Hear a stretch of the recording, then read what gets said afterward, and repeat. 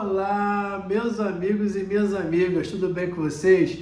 Eu sou Gustavo Eugênio do CGE Consultoria Estudos Jurídicos e hoje, pessoal, estou aqui de volta para dar continuidade a essa série de vídeos do OAB na prática, trazendo algumas dicas e novidades que podem cair na segunda fase da prova do OAB.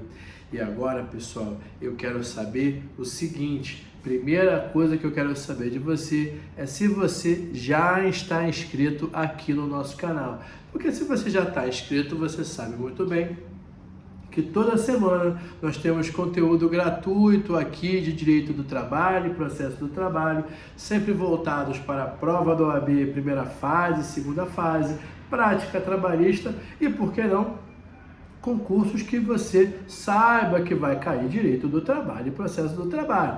Se você já se inscreveu, tudo bem. Agora, se você não está inscrito aqui no nosso canal, não perca tempo, se inscreva aqui no nosso canal. Hoje, na nossa aula de hoje, nós vamos conversar sobre recurso de revista.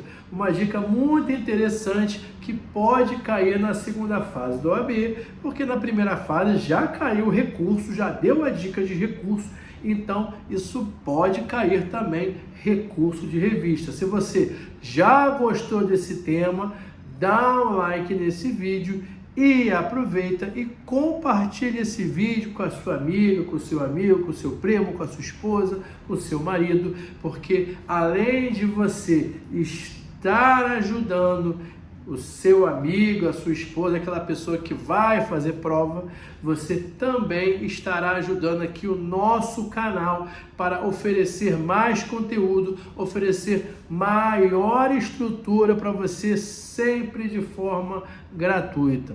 Pessoal, como eu já disse para vocês, nós vamos conversar sobre recurso de revista. Você não pode ir para uma prova de primeira fase, segunda fase do OAB, sem que você conhecer recurso de revista. Ainda digo mais, qualquer prova de concurso que você saiba que vai cair processo do trabalho, você tem que estudar recursos. Lá nos artigos 894 e 895 da CLT. Já está falando lá, ó, os recursos trabalhistas quais são? Você lembra? Ó, recurso ordinário, recurso de revista, embargos de divergência e também tem a possibilidade do recurso extraordinário para o Supremo Tribunal Federal. E não negligencie isso. A advogada e o advogado, eles precisam conhecer esses recursos porque cai toda hora em prova do OAB. E por que cai toda hora em prova do OAB, pessoal? Porque é a prática trabalhista, não é algo só de teoria, é coisa de prática. Você sabe que eu sempre gosto de trazer a prática para você. Eu, em regra, trabalho para a empresa, mas há 5 anos atrás, quando uma empresa que prestava serviço para o Detran aqui no Rio de Janeiro demitiu seus 100, 200 funcionários, não sei, eu fui advogado e até hoje eu sou advogado de 15 clientes, 15 autores, 15 reclamantes. E desses 15, pelo menos 10 entraram com recurso de revista no TST, que é o assunto que nós estamos conversando aqui, e desses 10, provavelmente uns 6 ou 8, não sei, foram além, foram para o STF e entraram com recurso ordinário, ou melhor, recurso extraordinário para o STF. Então, é algo que cai com muita frequência. Então, pessoal, quando você vai fazer uma prova que vai cair processo do trabalho, você já vai lá no artigo 896, que trata das hipóteses de cabimento do recurso de revista. Vou aqui para um ponto mais específico, não vou ficar aqui falando de hipótese de cabimento, porque vamos combinar. E o examinador, ele pode até te perguntar hipótese de cabimento. Mas isso aí já é básico, ele não vai perder o tempo dele perguntando coisa básica. Muito embora o básico você precise saber. Cabe a você estudar esse básico, porque o básico a gente não pode errar. Já pensou você perder ponto, não passar numa primeira fase ou segunda fase, por causa de meio décimo, por causa de um ponto que você não sabia uma coisa boba? Então não perde tempo com isso, não dá esse mole. Estuda as hipóteses de cabimento e vamos lá. No artigo 896 da CLT, ele passa esse cabimento, essas hipóteses de cabimento para você. Tem ali 10 parágrafos e eu não vou ficar batendo parágrafo por parágrafo, não. Já vou lá no parágrafo 9º, que é um parágrafo de todos esses parágrafos, inclusive o caput desse artigo. Esse parágrafo 9º é o rei, é o que mais cai em prova de OAB, em prova de concurso, quando o pessoal fala de recurso de revista, quando ele quer saber alguma coisa de recurso de revista, é muito comum eles perguntarem o parágrafo 9º do artigo 896 da CLT. E olha o que ele fala aqui no parágrafo 9º. Nas ações que versarem sobre rito sumaríssimo, ou seja, também, olha o estudo aí intercalado. Além de você estudar o artigo 896 da CLT, que fala do recurso de revista, e volta aqui, já falei para vocês, ó, você já vai estudar o artigo 894, que ele já traz as hipóteses dos recursos. Você vai para o artigo 896 e lá ele já está falando do rito sumaríssimo. Então você também vai estudar o rito sumaríssimo do artigo 852A da CLT. Mas eu tenho certeza que você já estudou o rito sumaríssimo e você lembra dos ritos processuais. Mas vamos aqui relembrar, para se de repente você deixou passar, você esqueceu. Os ritos processuais no processo do trabalho são rito ordinário, que é acima de 40 salários mínimos, rito sumaríssimo, nas causas que versem até 40 salários mínimos, e o rito sumário, que vai até 2 salários mínimos. Outra coisa, outros 3 pontos que quando você vai fazer uma prova que caia processo do trabalho, você tem que saber os ritos processuais. Isso é o dia a dia do advogado, o dia a dia do advogado trabalhista.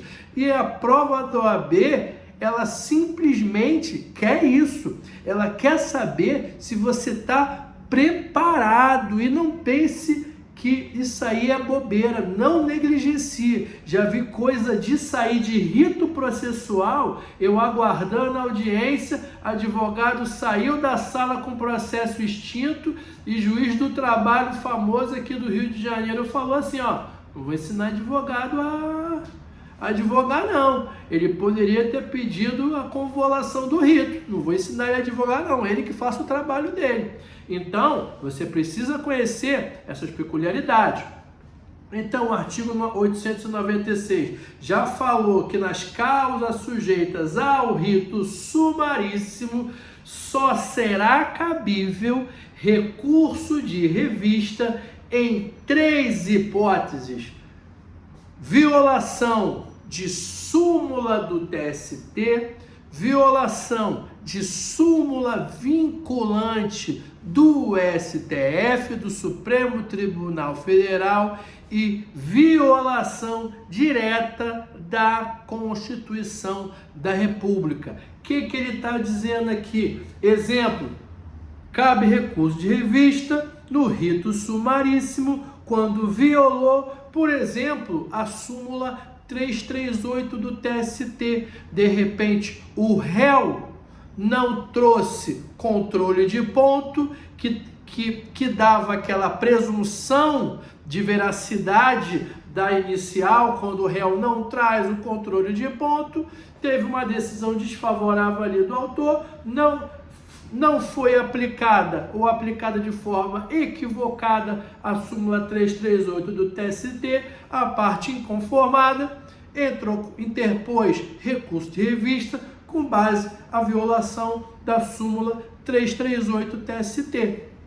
Segundo exemplo, violação da súmula vinculante do STF. Se alguma decisão do acórdão lá do TRT violou súmula vinculante do Supremo Tribunal Federal, também vai caber a interposição de recurso de revista. Eu disse súmula vinculante do STF.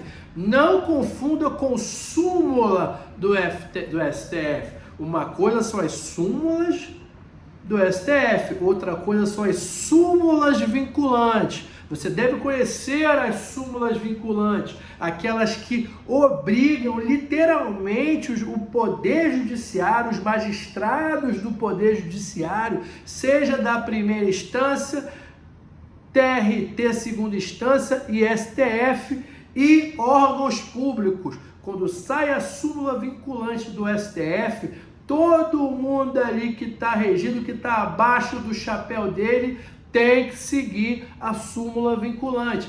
Essa violação vai caber hipótese de recurso de revista. Terceira hipótese de interposição de recurso de revista. Violação literal, violação direta. Nessa parte ele diz violação direta. Violação direta da Constituição da República. Olha só, violação direta. Não é violação daquele artigo que combinado com afronta com o outro, nada disso. Se violou o artigo tal da Constituição Federal, cabe recurso de revista. Se violou de forma indireta, não cabe. Isso aí pode cair também nessa prova, principalmente na segunda fase. Muitas vezes até essa brincadeira de direta e indireta é muito possível caia numa futura pegadinha de objetiva ou até na segunda fase aqui. Dica para vocês aqui, para você de graça, pessoal. Olha só, olha o exemplo aqui. O enunciado da questão da prova do OAB falou o seguinte: a parte interessada interpôs recurso de revista por violação ao OJ, orientação jurisprudencial. Tá certa ou errada essa resposta? Tá errada, pessoal. Sabe por quê? Porque ele está acabando de nos falar que foi violação ao OJ, violação à orientação jurisprudencial. Te pergunto, aqui nessas três hipóteses, aonde que está o cabimento aqui, a previsão de violação de orientação jurisprudencial? Não está aqui. Se não está previsto nesse parágrafo 9º do artigo 896 da CLT, não cabe recurso de revista por afronta, por violação a OJ. Tudo bem, pessoal? Eu espero que vocês tenham gostado dessa aula, gostado desse vídeo. Peço que vocês deem o like, compartilhem esse vídeo e eu desejo a vocês um grande abraço e até a próxima.